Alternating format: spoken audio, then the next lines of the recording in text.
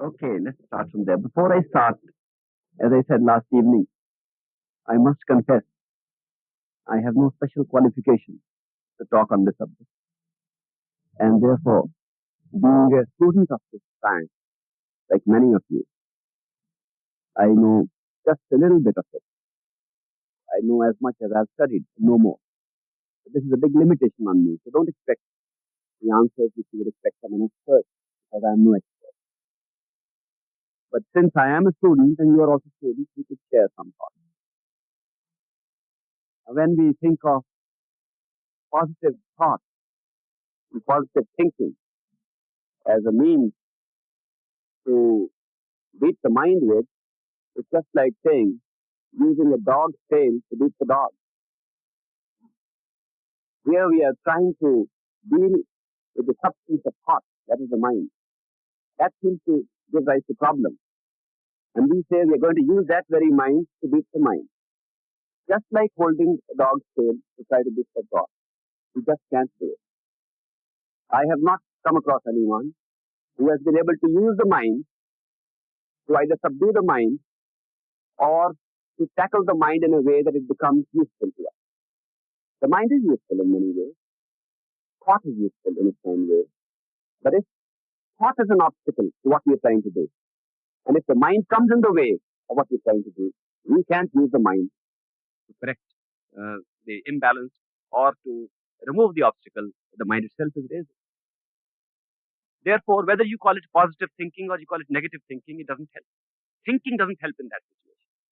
The best thinking can do in such a situation is if your thinking is good, if your thinking is developed enough, and if your thinking can go all the way out to examine all the possibilities that thought can provide, the best thinking can do is to say, I can do this much and no more.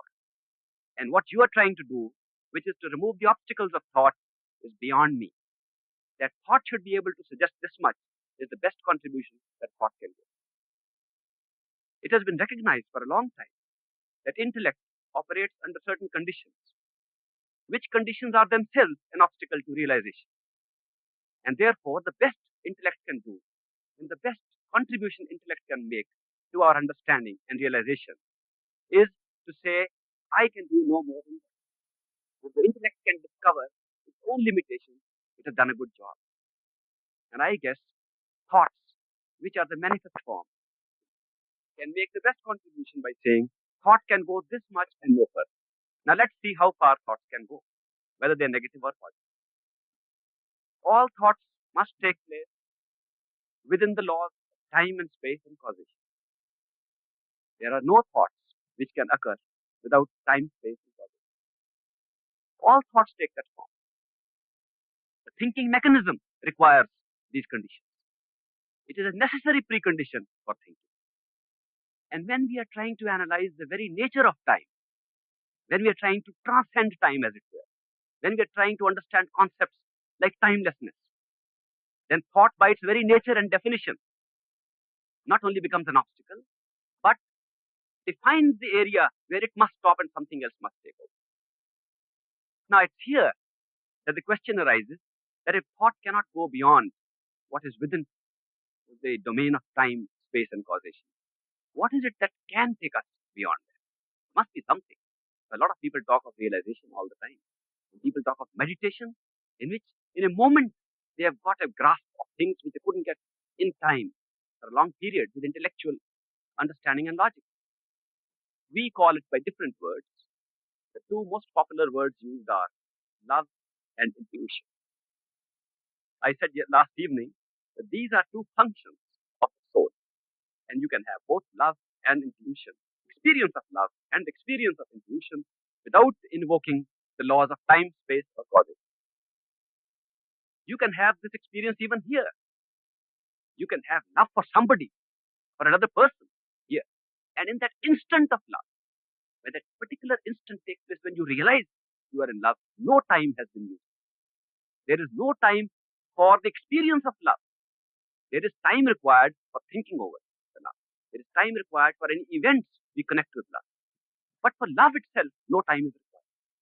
Similarly, for pure intuition, spiritual intuition, which we call intuition of the soul. No time is required.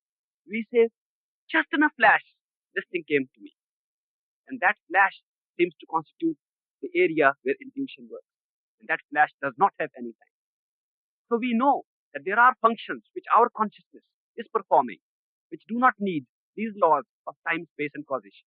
I might at this stage add that although I say time, space, causation, these are standard terms, therefore I'm using them. Otherwise, it would suffice if I said time.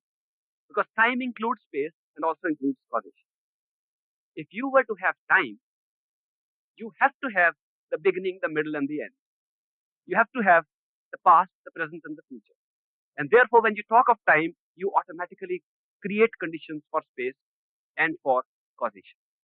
Now, what is space? Space is another word for time.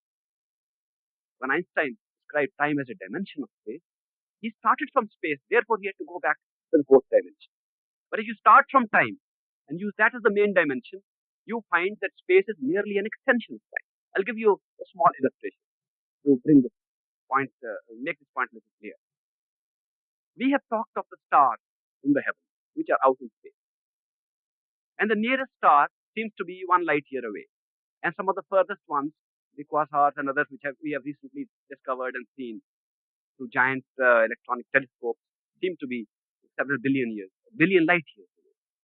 Now, when we talk of a star that is a billion light years away, and we have seen now, we are not talking of the star that is there now out in space. We are talking of a star that was there a billion years ago.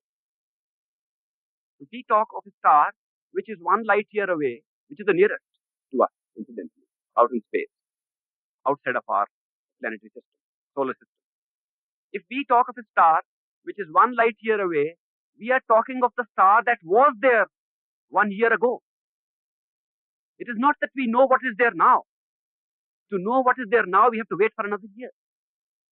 In other words, when we use long space, when we use the terminology for very large areas of space, then we begin to find that we do no more than use the same terminology, the same measurement as we use for time.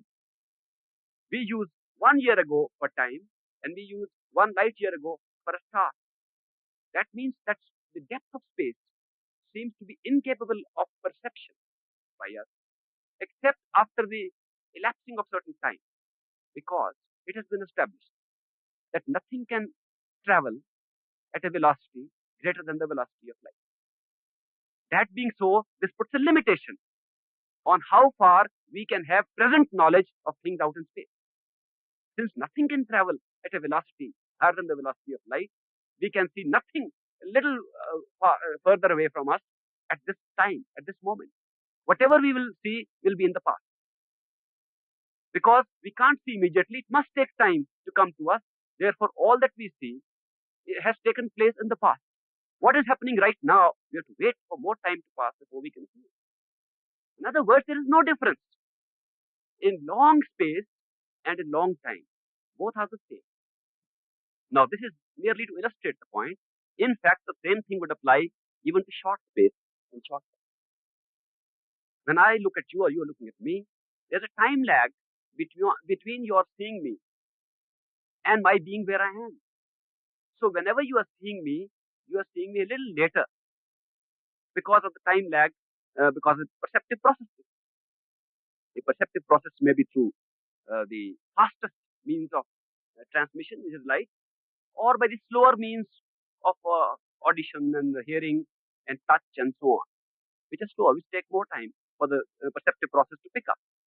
Therefore, there is a time lag between what we call the visual perception and the actual occurrence which we are perceiving. And that time lag is exactly proportionate to what we call the depth in space. Therefore, the degree of time that has elapsed is directly proportionate and related to the degree of depth in space. Therefore, it is no different to say that is very far away in time or to say it is very far away in space. That is why space is an extension of time. But why does it look different to us in our everyday experience? If it were the same thing, it should look the same. It looks different because we have ourselves split our perceptive faculties into different compartments: seeing, hearing, touching, smelling, so on. Having divided perception into compartments, we don't have total perception of anything. We have divided perception. And this divided perception seems to give us a multi-dimensional perception of various things that are happening, various events that are taking place. And it's for this reason that we begin to say that's so far away, and yet it has passed so long ago. We talk of long ago and far away because we use different divided faculties of perception. Actually, they are the same thing. There's no difference. And we could, in a way, if we understood time a little better, that means if we understood time a little more than the intellect enables us to understand, whether it's positive thinking or not, any kind of thinking. If we could understand time beyond the understanding given to us by thinking or by intellect, then we would know that perception is not dependent upon this split faculties of sense perception, but that you could perceive without having to split it into different senses. And at that stage, you would realize that space, all types, is merely an extension of time.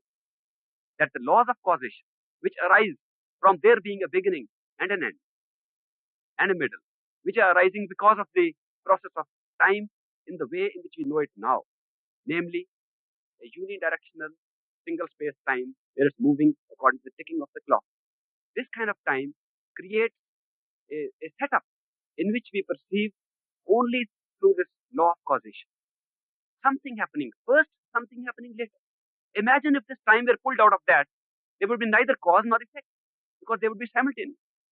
And I tell you, this business of cause and effect is creating so many problems for us. I'll name one of them for your consideration. We say we are looking at it. How do we look at it? Here is a glass of water. I'm looking at the glass of water. How do I look? Well, the answer is simple. That this light falls on this. If I put off all the lights, I don't see. Therefore, there's something to do with the light. When the light falls on this, some part of the light is going to drop, the rest of it is reflected.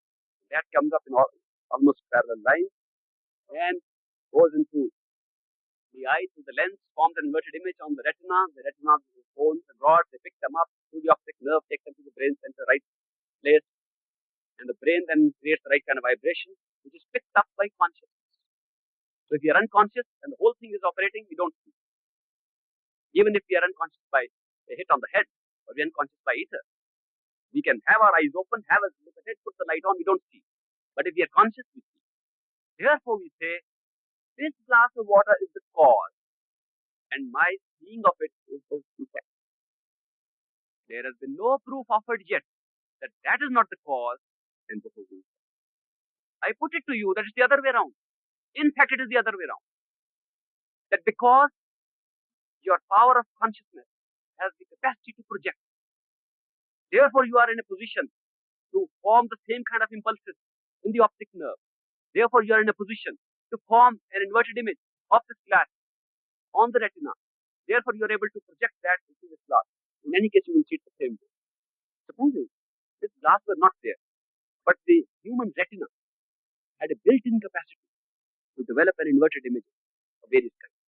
Let us assume, only for the sake of argument, that the human retina had the capacity to form images at will, depending upon a certain process which I will discuss now. Then, if such an image were formed on the human retina, in the manner it is now being formed, I would see the glass exactly as I am seeing now. There would be no difference whatsoever. Same thing would apply to all other senses of perception, whether it is touch or hearing or any other sense. Because all the senses operate the same way.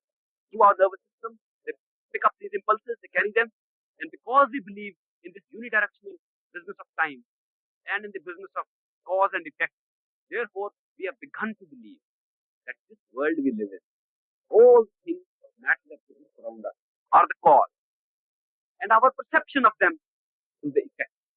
What is the result? We make ourselves a very small speck in a huge big world which has been going on for billions of years. And all this cosmos is real and has been there. And we are merely small specks taking part in perceiving this or that part of it. Now I suggest to you, take the other way around. That this capacity to create the glass or anything else is dependent upon the nervous system. or the eye or the other system of perception. And that such things can happen there. We would see these things and the whole world exactly as we are seeing it. In case the physical system did not have that power, but only the brain cells could develop that, even then we would see the world exactly as it is, because the rest of the functions are exactly the same. Supposing even the brain cells had none of that power, only consciousness, only human consciousness, which makes us awake, which makes us understand each other, talk to each other. If only human consciousness were there, we would still see the glass exactly as we are seeing now. And no one has understood what human consciousness is and how it is operating. We have spent a lot of time studying the glass. We spent a lot of time studying the body. We spent a lot of time studying the brain. We have spent very little time, precious little time, studying what is consciousness. One of our ministers once got involved in an accident some years ago in India, and he became unconscious. He was unconscious for 105 days. He didn't know a thing what was going on.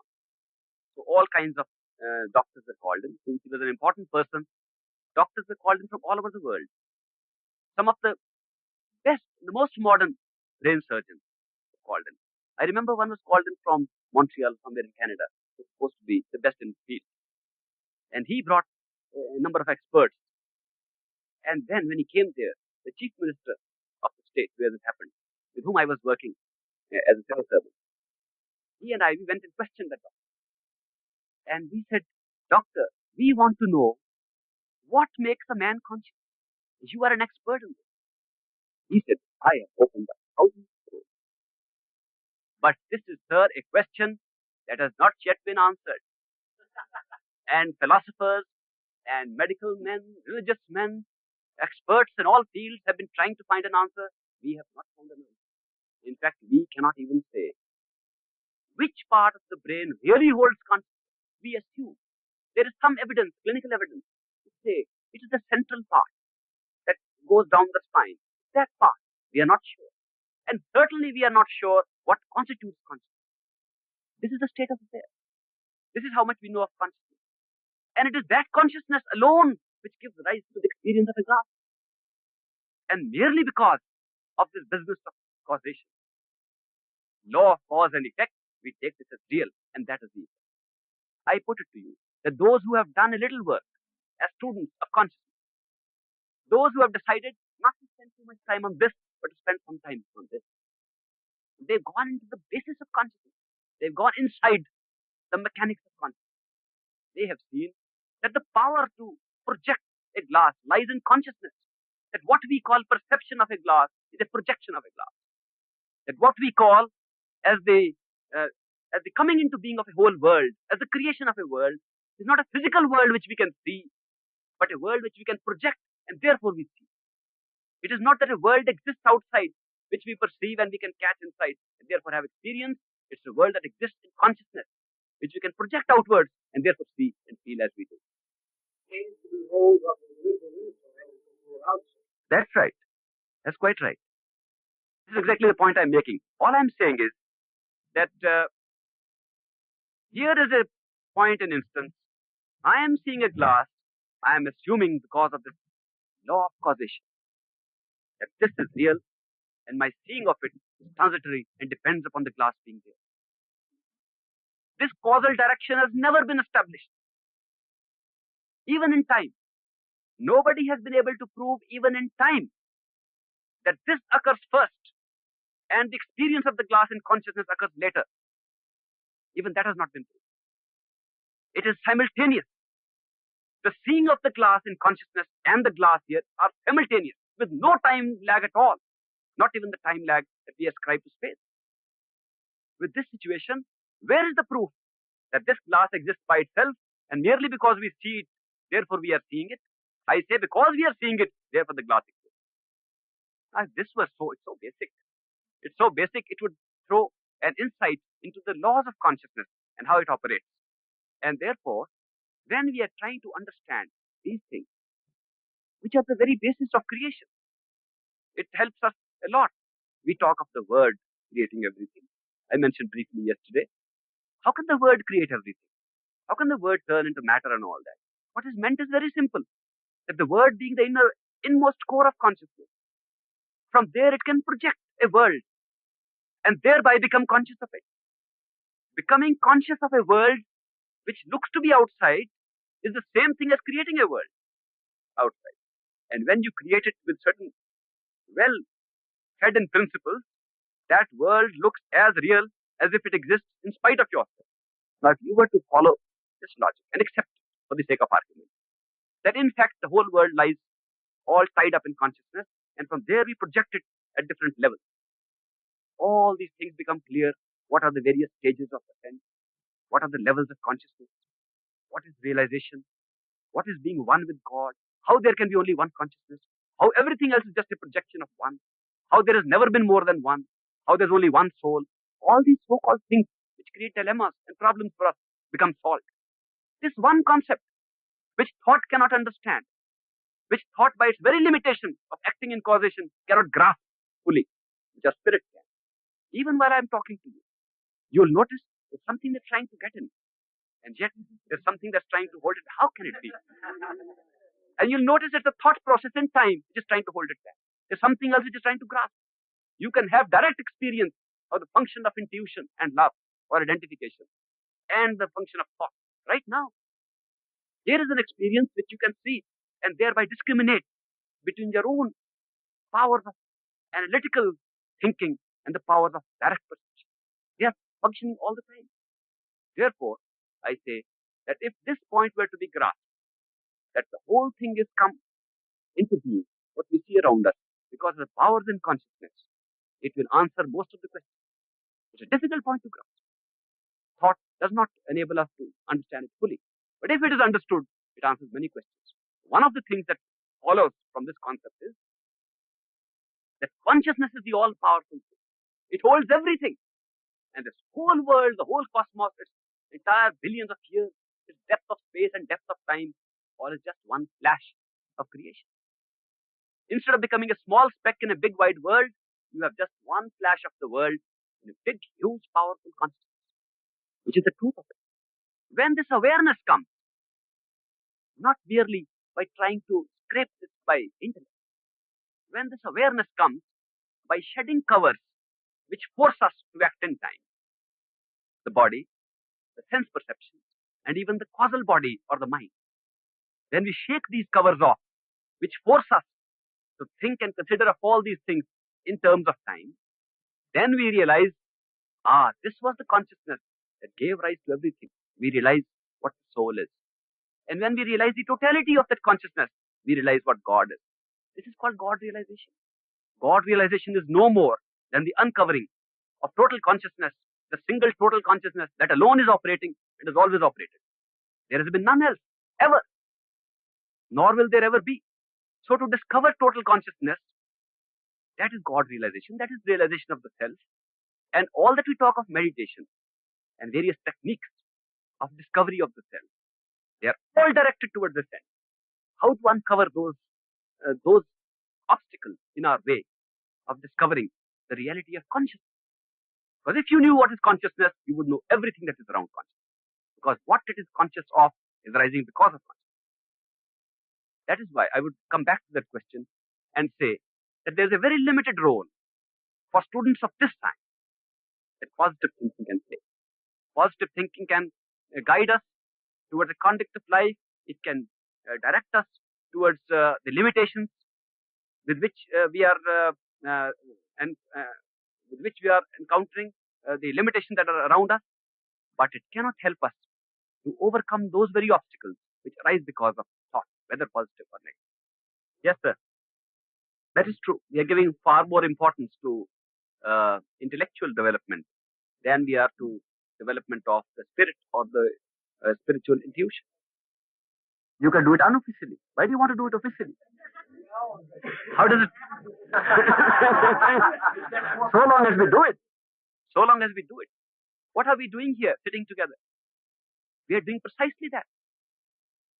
But you will be surprised. I have talked not to millions, but certainly to thousands. And I have found that all the thousands are not interested in that. It's no use trying to give the kind of education which they don't want. Supposing you and I are convinced that medical education is the best. We can't make all doctors. We can't make everybody MD, even if we want to. Therefore, there has to be certain aptitude, and people have aptitudes. And with those aptitudes, they take one field or the other. Now, those who have aptitude for this field, they will certainly take it, whether you make it official or unofficial. They used to be. You see, the difficulty with traditions is that the traditions last for a while, and later on, they are made into some kind of a doctrinaire, either religion, or a school, or a denominational group, or something. And then most of that tradition is again handled by those who are specialists in the use of intellect. Many of the traditions, which are based upon a rejection of the finer use of intellect, they reject that for those ultimate utilization, intellect can play any part. They rely upon intuition. But when those who have used intuition are no longer there in the group, the others who come in use their intellect to interpret those who use intuition. That's happening all the time. It becomes very difficult. You cannot institutionalize these things. Yes, that is true. It has happened all over. It has happened all over that those who emphasized the use of intuition, and here I must say, there's a little bit of warning that ought to be given about the use of the word intuition. I have used the word intuition in the sense of spiritual intuition, not intellectual intuition. But there is a mental intuition also, which functions in causation. I'm not referring to that. That mental intuition is merely the function of the mind in doing more quickly what normally it would do in a longer time. Sometimes you see that the mind will take a lot of time to add up various things and then come to the conclusion. And then suddenly, in very quickly, it can come to those conclusions, jump over some steps and quickly come to it, which is loosely referred to as mental intuition. I'm not referring to that. I haven't studied psychology much. Yeah, your question answers itself. When you say mind-blowing drug, it couldn't be expanding intuition. Yes, because if you want me to say something about drugs and its mind expanding qualities, I could say, first of all, I might say that when drugs expand the mind, it is the mind as it is located in the physical system. The mind is not an isolated thing functioning by itself. The mind is directly attached to all the other systems. If the mind is functioning through senses, then we call it the sense mind.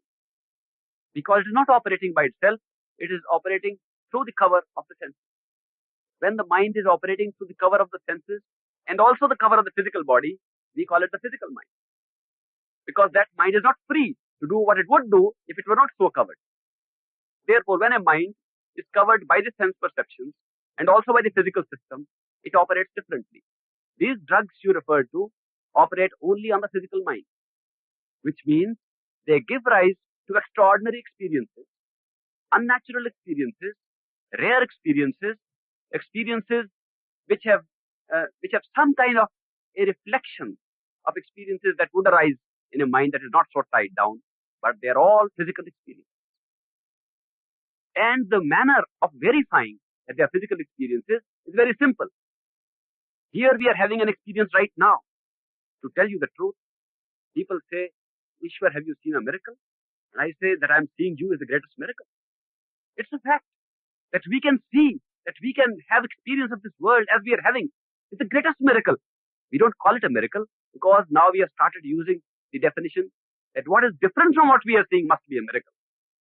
We don't realize that the very powers that create the so-called extraordinary experience, whether it's by taking of a drug or by a yogic concentration in one of the centers in the physical system, any one of the 6 centers in the physical system, or by any other power of suggestion, to be able to see these extraordinary things, which in their nature are no different, perhaps worse, than the kind of things we see in living wakeful world. They are all physical reactions, and there is no business to call them miracles or extraordinary visions or astral experiences when they are not making you more awake than you are now. The criterion is, are you more awake than you are now? Not that you are having a different experience. However novel and strange the experience might be, they are not making you more awake. On the other hand, if you can raise your level of consciousness by means of true meditation and the correct meditation, you will find at every step you are more awake than you ever were before. And each lower level of consciousness to you gives the experience like waking from a dream. When you wake up from a dream, you don't question, am I awake or not? You know you are in a higher level of consciousness. You know that was a dream. You have certainty of knowledge in the change of level of consciousness. It should be that kind of change. And meditation enables us to change levels of consciousness towards more and more wakeful states, just like waking up from a dream. And there is no doubt left. You don't need verification. You don't even pinch yourself to see you are awake. It's just like that. You don't need anybody's proof. Am I awake? Because you are awake. And there is direct knowledge of the state in which you are. On the other hand, all these so-called mind-expanding drugs, all these so-called consciousness expanding practices which are being used in conjunction with the physical mind, in conjunction with physical awareness. They are being used in conjunction with awareness as we relate it to our physical body. And therefore, however strange they may be, however much they may expand our area of vision, it's still physical. They have not made you more awake. And here, as students of the science of which we are students sitting here, we are not interested merely in having new visions, because we can see plenty of them. We are interested in waking up, in knowing what is reality, what in fact causes all these visions, what in fact causes all that we can experience. We are trying to find the real cause, not merely the cause of the cause and effect phenomenon. That being the object here, those mind-expanding drugs do not help us at all. I know a lot of people have taken those drugs, have extraordinary experiences, come to me. In fact, I was in Boston, in Harvard University, when the two professors who first worked on it were expelled from that university. I was there in the same year. And I met their group who first started taking acid and had various kinds of experiences. And I met those who had tried all kinds of things, and we compared notes. And when I could talk to them of the experience which they had, they used to catch me and say, now which one did you take? Because they found that whereas they were talking of those experiences which were virtually involuntary for them, which occurred without their control, which did not give them any control over even that experience which they were having, I could talk of those experiences as if I was interpreting a small little theory in a book, as if I was describing exactly what happened to them. So when I told them what was happening to them, they said, how do you know what happened to us? I told them that what you are doing with drugs, this turning on can be done without drugs also. It's a physical operation. It's a physical thing that is happening. And these centers here in the physical body, these 6 centers, which are called the vital centers, they are holding the plexus. They are holding the various vibrations of the physical vital systems to hold the body and the conscious complex together. That is life together. They keep life in this body. And these 6 centers, they operate as vital links of different flows of energy current. And once you put your attention forcefully with a good, nice little well-trained beam onto any of these centers, you will get all these experiences, because you are in fact getting accidental experiences by use of drugs which lower or raise your focal point of consciousness onto those very centers. Just by tickling those centers, you get some of these odd experiences. Why not, if you're so interested in them, get down to them, go and see them, how they operate. Why don't you see them from within? Instead of getting into a trip which will take you into all kinds of experiences outside on the wall, why don't you get into a trip in which you find out how trips are made? Why don't you get to find out the truth of the whole matter? Which interested some of them. They later on became students of this path. But I am only mentioning that here, these drugs give us novel experiences. They cannot expand the true spiritual intuition at all, because they do not come within that range at all. They are not only within the range of, not within the range of true intuition, they are not even in the range of mental intuition. What I said was the mechanics of the mind working out certain things more quickly than it is normally accustomed to do. These drugs even do not enable that. The drugs only enable the mind operating through senses and operating through a physical body, having novel experiences. And these experiences certainly give some kind of a reflected idea of what could be the truth. But then the rest of the experience, physical experience we are having here, meeting each other, seeing a human being talk, seeing a flower grow, the color of this leaf, these are giving me equally good reflected images and reflected inspiration of what could be real. If these can give me, why should I seek something else which is slightly different from this to get the inspiration? Therefore, there is no very great use served by taking either these drugs or doing other kinds of physical violence to your system by which you get extraordinary experiences. The best thing is to follow the natural system. What is the natural system? The natural system must operate from where nature has placed you. Now we know, so long as we are bound by these covers, including the last one, that is the physical body, we just try to contemplate where are we. Now when I talk of we, I'm talking of consciousness, by definition. By definition, I said that we are referring to the science of the understanding of consciousness and its processes. That being so, when we are sitting in this body, we should say, where am I? And if we just contemplate, they are not in the hands. I can feel the hands. I'm not really operating from there. I'm not knowing about my hands by being in the hands. And you close your eyes and you try to see where you are operating from in the body. When you are awake, the answer comes somewhere behind the eyes. You just can't make a mistake. Anyone who tries to contemplate where is my consciousness operating from, it's somewhere just behind the eyes. Because when I close, I know if I were pure consciousness, not the body, I would be sitting behind the eyes. That's the feel we get when we are awake. When we are asleep, we don't have that feeling. In fact, if somebody could have the consciousness of the body while dreaming, and he would say, where am I? You'd see the throat in front of him. And since we can't be aware of the body normally when we are dreaming, therefore, you take the example when you are half asleep, when you're drowsy and falling off asleep, and you haven't really lost consciousness, you are daydreaming, and you know you are falling half asleep and you are half awake, and you're still conscious of the body. You say, where am I? The same question. And you find that the tip of the nose comes in front of you. You can actually feel that, yes, this is where you are. You can feel it anytime. If you could keep up the consciousness of the body while you are falling off asleep, you find that this is going on descending. And as you get into the dream state, you descended right here. As you get to deep sleep, you are descended right below. This is happening all the time. So we are shifting our focal point of consciousness at various centers. These are the physical centers, designed to give rest to the system, designed to provide those kinds of variations in consciousness, which are good for the system. But this does not mean that because of these things happening, therefore these faculties or these centers become the centers of intuition. None of them are the centers of intuition. Our natural center of wakefulness, from which we want to rise further, is here. These are all below us. And as we go below, our level of consciousness, our degree of awareness, our degree of wakefulness becomes less. Yes. Yes. The mind is active. The mind is always doing three things.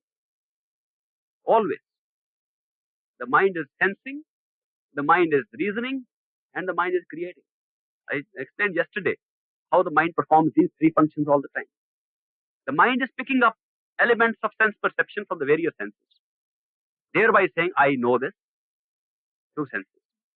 The mind is then using these in words, meaningful sounds, which have their own connotations arising from the association of ideas of that particular individual. Uses words to reason them out, which it is doing continuously, without break, without exception, day in and day out. And then the mind is creating. Yes. The mind and soul, sensory system, the whole complex of consciousness. It is operating from a focal point, as if it is concentrated at one point from where it projects out. That center shifts. Oh, you are changing the subject into something very different. Sins brings us to ethics. If you like, I'll take that up. I can take that up if you like. What is ethics? Yes. Yes, certainly, because this is something that I'll have to go over several times again before it is really understood. It's a very, very difficult concept. Not the concept as stated is not difficult. It's very easy. It becomes difficult when we try to pick it up by intellect. The reason is simple. That the intellect then tries to put it through this its own method of trying to see how I can make this the cause and that the effect.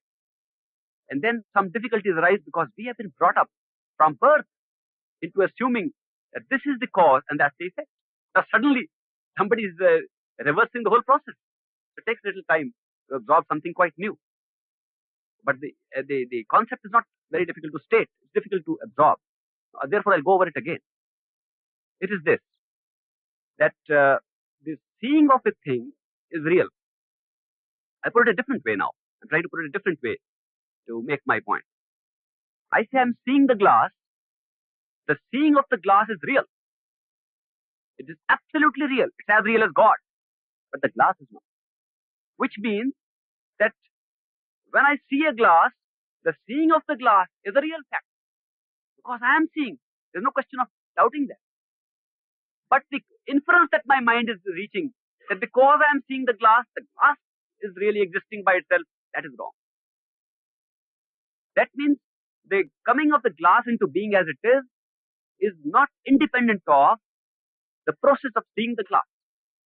My process of seeing, feeling, touching, knowing the glass is all that there is in it. There is no glass beyond that. Exactly. Not the camera. The different film loaded into that projector. Exactly. Therefore, it is the nature of a projector in which a film has been loaded, and then that film is projected out in 4 dimensions. Not the ordinary one on the screen, not even the one where you put the specs and become 3D, but a film that becomes 4D.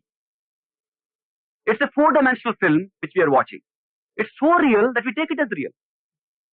We have no time to turn back and see where the projector is. We have given no thought to that, no attention. We can give it, there's no problem. I mean, once one wants to do it, there's no problem. One can suddenly turn around and say, let me see what's there. And one gets the answer. The real answer cannot be given by me here. The real answer can be given by each one of us by turning around and seeing what is there that's causing this projection. And let me see if it is a projection at all or not, or it's merely picking up of a message. So there are those who have turned around and had a look at the system in which consciousness operates. It's their experience. And we ought to give some consideration that when they say their experience proves conclusively after looking at the function of consciousness, that consciousness alone was capable of projection, like a 4D film, and the film was loaded in there. And not only that, they go further to say why that film was loaded, why that particular film was loaded, why this particular pattern of experience has come into being, which explain by the intricate processes of the impressions the mind is capable of picking up, which we call sanskar or karma. All this law of karma, sanskar, which is used in the scriptures in India, all becomes clear. They are all explained in these terms, that these are impressions which are picked up, and those impressions are then projected out, and they create the world based upon the reaction to those impressions. Then things become very clear. Yes, certainly. They go together. When one finds that all life, so-called life, was part of the projection, then all life becomes that. All living beings are different. While we are saying, well, he's looking at this, he's looking at that, she's doing that, she's doing that, and you find that all of that has come from one film, loaded in the self. Not loaded in I, not loaded in George, but loaded in the self. See, because what is George? This body, which you're wearing. This self is part of the projection. Then we are examining the nature of the projection, the nature of the image on the screen, on the wide 4-dimensional screen. Then we have to take the whole of it together. You can't say, well, this is real, George is here, and the rest of it I'm going to see. You have to see the whole screen together. When you see the whole screen together, then you find that all other bits of consciousness that are around you are arising because of this projection. Therefore, there being one projector, everything is one. It's like a dream again. In the dream, you meet a lot of people. When you go to sleep and dream, you see a lot of people. They not only talk to you, They argue with you, they fight with you, they think differently from you. When you wake up, you know they did not exist. Till you wake up, you know there are many different consciousnesses. You see, there are many bits of life. They're all different. While the dream lasts, they're all different. When you wake up, you suddenly discover that although they look so different, they behave so different. You could never imagine that they were part of yourself. They were in fact part of yourself. Because they were part of your mind.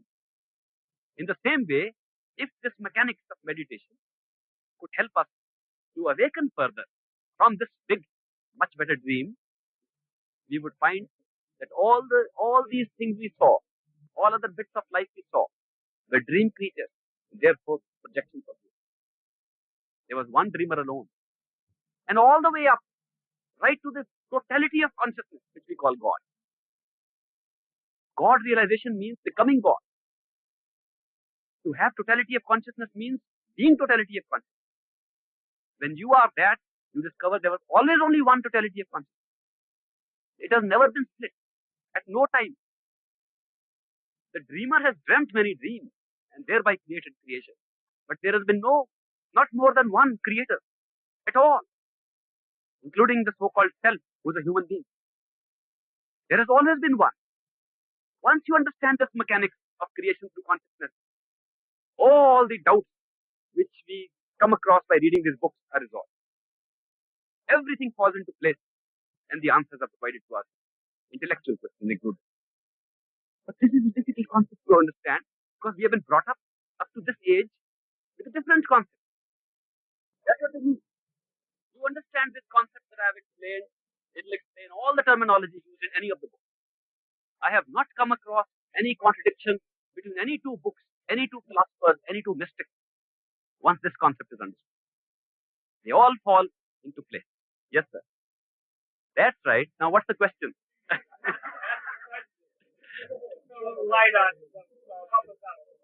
What are the difficulties? If you tell me the difficulties, I could. Yes. No, you mean to say I should tell you my difficulty?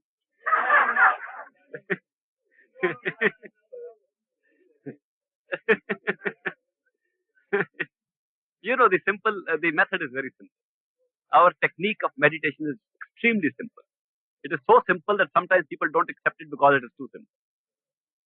The technique is that we have gone about this business of creation through consciousness by various factors of impressions on various levels of mind that have given rise to this whole big world around us, which we are now taking as real. And we are involved in the so-called stories that come into being because of this creation. What holds us to this world is not the mechanics of this world, not the mechanics of projection, but the human story that we built into this projection. I'll try to explain this a little more because this is crucial to our understanding of the method. When we read a book, an interesting story book, and we read it page by page, as the story goes on, we are involved in the story and not in the pages, the printing, and the binding of the book. As the story unfolds and the critical moments come, and we say, what next? And we are all full of it. We are not at that time concerned that what next is already printed in the book. We think it is going to develop now. As we read, we think that the story is going forward now. We are involved in the story, not in the mechanics of the book. And therefore we read page by page. Otherwise, there was nothing to prevent us from reading the last page first. But because of our involvement in the story, we read page by page, even forgetting that the whole story is already there in our hands. And we think that the story is developing. Now what will happen to this guy? Now what's going to happen to this one? And all these questions involve us, identify us with the story in that book. And it goes on and on. It's a very similar situation for us here. The whole film has been loaded. The whole book is there with us in our consciousness. We are reading the story page by page. We are not interested at all in the mechanics of projection. We are interested in the story. That's so and so. That's my wife. That's my child. That's my father. That's my friend. He hurt me. He loved me. He did this. It's the story that binds us. We have gone out so much into these events emotional, spiritual, mental, into these events that hold us together. We have no time to get off from them and see how is it coming up at all. So much so that we have forgotten that we were supposed to watch the story. We have become participants in the story, and very good participants.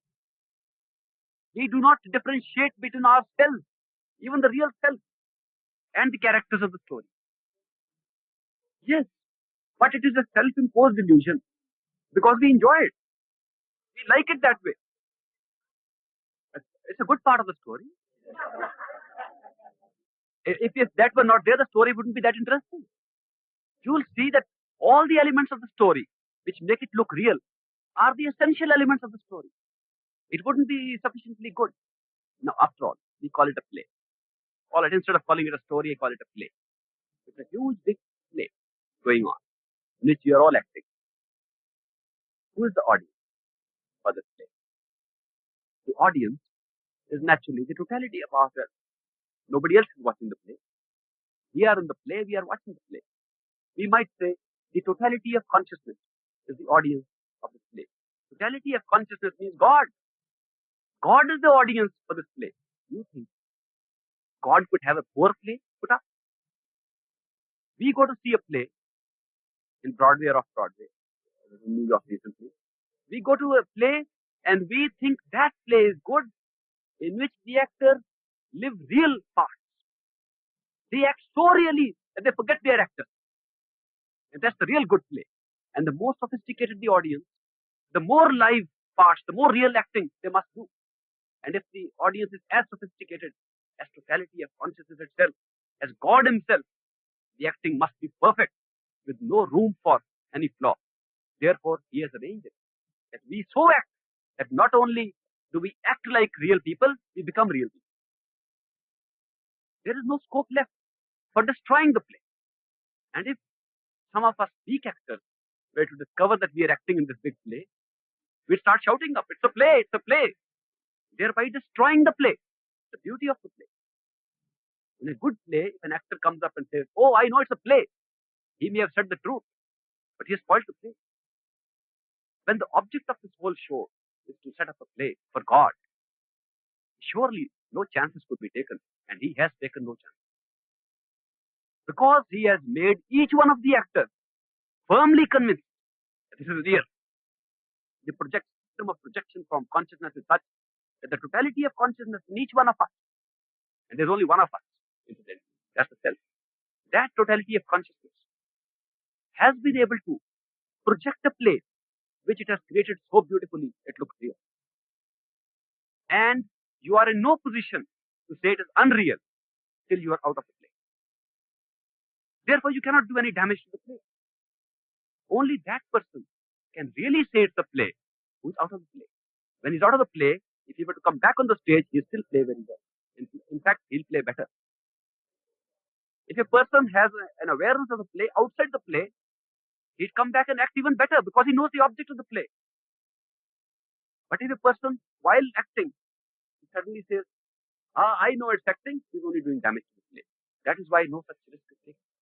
That is why nobody really knows, however much I may talk to you and however much you may listen to me. Nobody really knows it's a play till one can get off the stage and see. And getting off the stage means just flicking up the level of consciousness one step higher, awaking from this larger dream. And that can be done and ought to be done with the system of meditation which we follow. Now you had asked me the question of what to do about that. And I was saying it's very simple. That since we have scattered ourselves like a storybook, like a play, into the various moving human situations that have come around us, and this is what is holding us away from waking up, the answer to how to wake up would be that you withdraw yourself from these human moving situations. That's all. If what is holding you back from going on to your real self is what holds you on to these situations, you just reverse it and bring yourself back. Now, what is holding you to these situations? That part of your consciousness which is within your control. You will notice that there is a very small part of consciousness which is within our control. We call it attention. The rest is not in our control. I open my eyes, I see the same. If I don't want to see you, I still see you. The environment around me is fixed. At any stage, what I am aware of is fixed. Therefore, it is not in my control to be aware of this or that. What is in my control is to give my attention to this part of what I am aware of, or to that part of what I am aware of, or not. So what is in my control? What is the part of consciousness which we can manipulate, which we can handle, which we can use, which we can utilize is attention. There's no other part of consciousness that we can use. Therefore, we start from here. We only start handling that part of consciousness which is within our control. The only part of consciousness within our control is attention. To attend to this or not. Therefore, we start from there. This attention of ours is scattered in those various human plays I referred to earlier, into the moving aspect of the story in the book. Now, we have to withdraw that. We have to withdraw our attention from all things that have held it in the world. We have to withdraw our attention from the concept that we are this body, which is also part of that same illusion. This is what holds us more than even the thoughts of the other moving part of the story, because we have become part of the story. And by we mean this body. Therefore, we have to withdraw our attention even from the body. Now, what is it that prevents us from withdrawing at will our attention from the world and from the body? There are three things.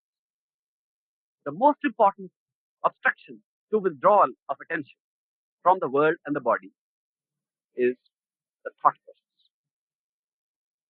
Thoughts in words. A stream of words is going in our mind all the time. And it is that stream of words that is really throwing our attention here and there. It's in words that we are involving ourselves in the story of the world. It's in words we say, now what's going on there? Now what's happening here? Now what's going to happen to me? Now what about the taxes I have to pay? What about the bones I have broken? It is in words that we reflect upon the so-called situations which have been built up by our system of projection. It's the words that's the most important obstruction to withdrawal of attention. That being so, the very first process in our meditation is somehow to handle these words adequately. If we try not to think, there are a lot of people who think meditation means to stop thinking. It doesn't work. I'd like to come across a person who says stop thinking. I came across one only. When I put it to them and said, you go on thinking all the time, you never stop thinking, only one person said, I claim that I can completely stop thinking. I said, if you completely stop thinking, you will be dead. I'd like you to see you alive when you stop thinking. He said, yes. So here, in front of me, he sat and he said, look, now, after this minute to this minute, I will not think at all. I said, beautiful. So he sat in front of me, and when that minute struck, the other minute struck, he did not think. So I asked him, I said, what did you do? He said, I did not think. Did you say to yourself that you are not thinking? That is true. He stopped thinking at a certain wavelength, but it seemed there was a minor thin voice of his mind which was saying, that's right, now you are stopped. And which went on saying, this is right, this is exactly what you ought to have done. But it was not the voice he was normally using for thought, therefore the thoughts were stopped. He never realized there were so many channels operating in his mind. He thought that thought was only in one channel. When he discovered that he could stop thinking in one channel, but could not block another, he realized that there are several channels, and one of the channels is always operating, invariably, day and night, sleeping or awake, in any state of consciousness. The thought process is always operating. Therefore, if this thought process is the one that draws us out, and it is the one we have to reverse to draw ourselves in, we must do something to this thought process. How do we manage it? Well, we know we can't get these words out of the mental stream, so we inject some other words, bland words. Not words that involve us in a human story, not words that involve us in a situation out of ourselves, but words that are either bland or involve us in the story of the discovery of consciousness. Words that squeeze out the other words. See, when you get something fixed up in a tube, you got to take it out, you very often have to press something else into it and squeeze the other thing out.